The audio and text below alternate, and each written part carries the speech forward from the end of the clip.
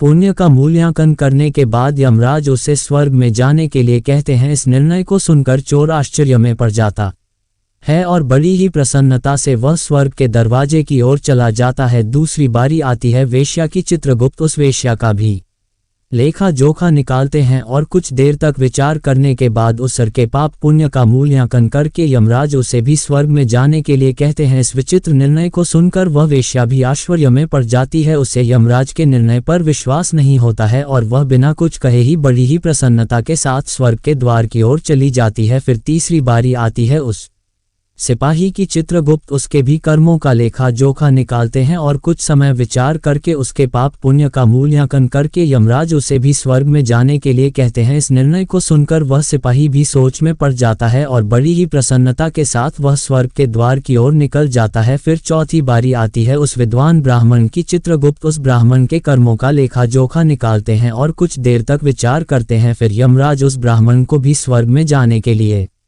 कहते हैं। फिर वह विद्वान ब्राह्मण विचार करता है, मैंने तो पाप किया है, फिर मुझे क्यों स्वर्ग में भेज रहे हैं। फिर वह भी मन ही मन प्रसन्न होकर स्वर्ग के द्वार की ओर चलने लगता है। उन चारों को स्वर्ग में जाता देख वह धनवान किसान बहुत दुखी और क्रोधित हो जाता है। वह सोचने लगता है कि यह कैसा न्याय है, इन पापियों को स्वर्ग जाने का मौका मिल रहा है, फिर मैंने जो पुण्य के काम किए हैं उनका क्या, पापी और पुण्यवान एक ही जगह पर डाले जाएंगे तो पुण्य करने का फायदा ही क्या। फिर उस धनवान किसान को यम के दूत जोर से धकेल देते हैं और कहते हैं, अरे पापी तू आगे चल, तुझे नरक में डाला जाएगा, यमराज तुझे माफ नहीं करेंगे। ये सुनकर वह धनवान किसान भयभीत हो जाता है और कहने लगता है, यमदूतों मैं तो स्वर्ग में जाऊंगा, मैंने कोई पाप नहीं किया है, मैंने जीवन में बहुत पुण्य किया है, देख लेना यमराज मुझे स्वर्ग में ही भेजेंगे। फिर वह धनवान किसान यमराज के सामने आकर खड़ा हो जाता है। चित्रगुप्त उसके कर्मों का लेखा जोखा देखते हैं और उसके पाप पुण्य के कर्मों का मूल्यांकन